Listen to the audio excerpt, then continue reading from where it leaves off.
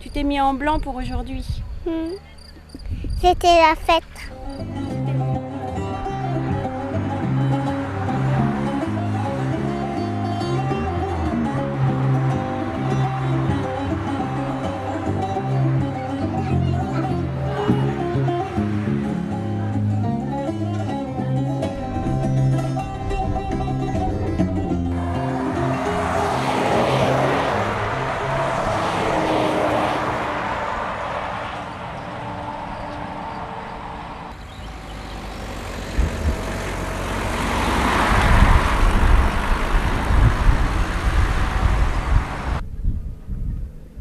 Quand il y avait un ancien qui partait, eh bien, il brûlait tout.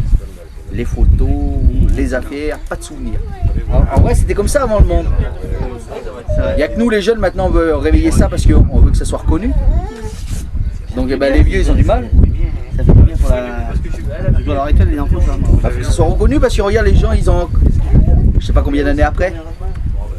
Il y a encore de la discrimination, mais non, je sais pas combien d'années après. Alors maintenant...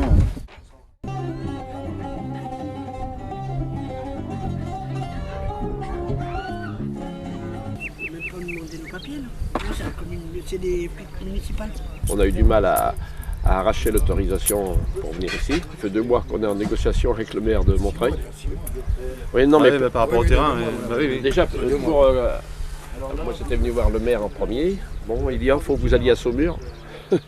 Nous, on était, nos parents étaient là, c'est pas Saumur, ils ont été ici. Moi, je suis conçu ici, moi, j'étais conçu ici, là. Ah oui, oui. J'ai 2 de mes sacs qui sont nés là. Moi, j'avais 6 ans, j'étais dans le camp d'ici de Montreuil-Bellay. Ah oui. Voilà, c'est dans le camp de Montreuil-Bellay. 6 ans, j'avais. Ah, mais non, j'ai au cours 74. Et moi, c'est la première fois que je viens depuis que j'étais dans le camp. C'est jamais plus revenu dans le Maine-et-Loire. Ah ouais? C'est la première fois que je reviens dans le Maine-et-Loire. Ah bon, en effet. Ouais. Et c'est bien parce qu'on a des témoins vivants, quoi. C'est intéressant parce que la population du Maine-et-Loire ne veut pas croire qu'il y a eu un camp de concentration ici. Et comme c'est la gendarmerie qui avait enfermé les gens, la gendarmerie française. Qui avait en charge de... Oui, ben, c'était pas de leur faute, voilà, ils étaient commandés, voilà, par le préfet ou par les maires d'enfermer les gens. C'est-à-dire que c'est les Français qui ont enfermé d'autres Français. Moi, je trouve que et alors ça, il y a une certaine honte, si vous voulez. Donc les gens, il y a un certain déni. C'est-à-dire que moi j'étais à Montreuil, j'entendais souvent parler du camp américain, mais j'entendais jamais parler du camp de concentration de Montreuil-Bellay.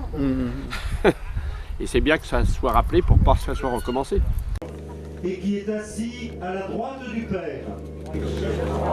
Croyez-vous en l'Esprit Saint, à la Sainte Église catholique, à la communion des saints, au pardon des péchés, à la résurrection de la chair et à la vie éternelle.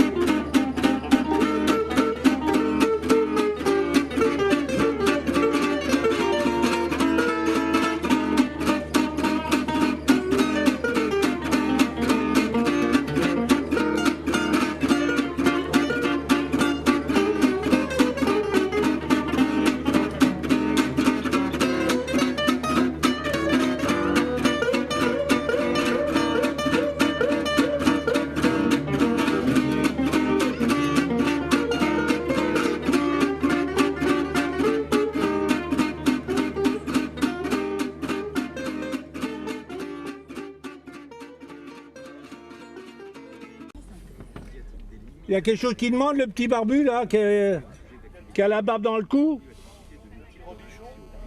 C'est un Robichon? Bon, on y va, on va travailler. Hein.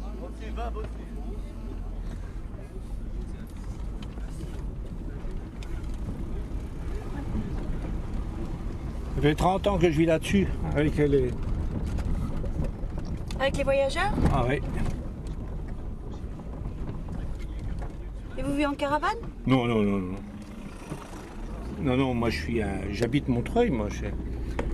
J'ai découvert ce camp parce que j'étais instituteur ici. Je suis un gars de Joe.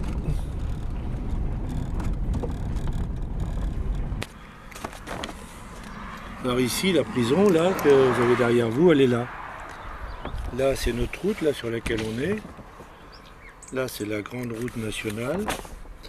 Ça, c'est la voie ferrée que nous venons de traverser.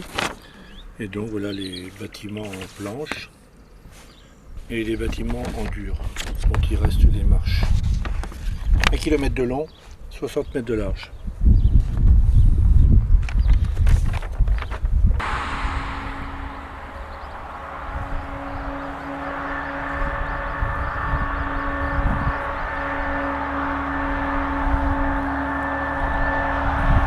Quand la France est en guerre, elle décide d'interner les nomades. On ne disait pas les tziganes dans le temps, on disait les nomades. Le décret a été signé par Albert Lebrun le 6 avril 1940. Donc la décision, elle est française. On décide de les interner dans un camp dans chaque département. Donc il existe à peu près une quarantaine de petits camps en France. Pétain arrive, Hitler arrive, on va construire les camps. Les Français demandent aux Allemands de payer. Les Allemands disent on ne paye pas, c'est une mesure de police française, c'est aux Français de payer. Les Français, trouvant que entretenir une cinquantaine de camps ça coûtait cher, ils vont fermer les petits camps et ouvrir le camp de Montreuil-Bellay le 8 novembre 1941. Le camp est bombardé au mois de juillet 1944. Bombardé par qui? Par les Alliés. Donc les tziganes sont internés par les Français, bombardés par les Alliés.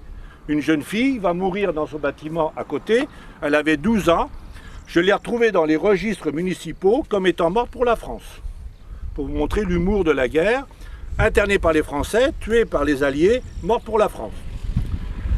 J'ai resté 8 mois dans le camp. D'accord. Ah, ça a été court pour moi. Ouais. Mais vos parents, ils y étaient? Oui. Et ils sont partis? Ils sont partis du camp.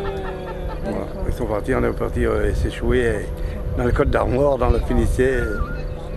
Dans le Côte d'Armor, et on a resté après dans ce coin-là.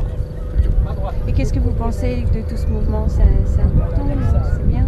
Ouais. Moi, je trouve que c'est un peu dur de... Ça fait penser à des choses qu'on a oubliées. Ouais. Voilà, c'est plutôt ça. On ne pensait plus à tout ça et ça renouvelle un peu la mémoire, quoi. La mémoire et c'est des choses qu'on n'aime pas trop. On n'aime pas trop en parler parce que déjà aux jeunes, on n'ose pas en parler. Pour voir qu'ils ont des fois des haines, des trucs comme ça, qu'ils rencontreraient des Allemands, des trucs comme ça, qu'ils auraient des haines. Le moins qu'on en parle, je trouve qu'il vaut mieux apaiser les choses, quoi. Voilà. Mais pourtant, vous voyez, je sais qu'il y a des enfants qui ont besoin des enfants de savoir ce qui s'est passé. Et qui demandent justement. De savoir ce qui s'est passé. Ouais. Mais nous, quand on a été dedans, on préfère qu'ils ne le sachent pas. Ouais. Voilà. Merci.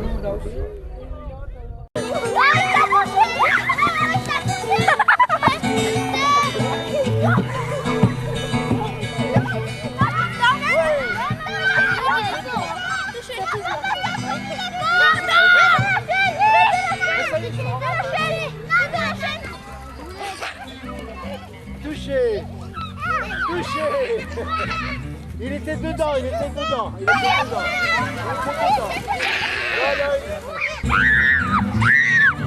était dedans. Voilà.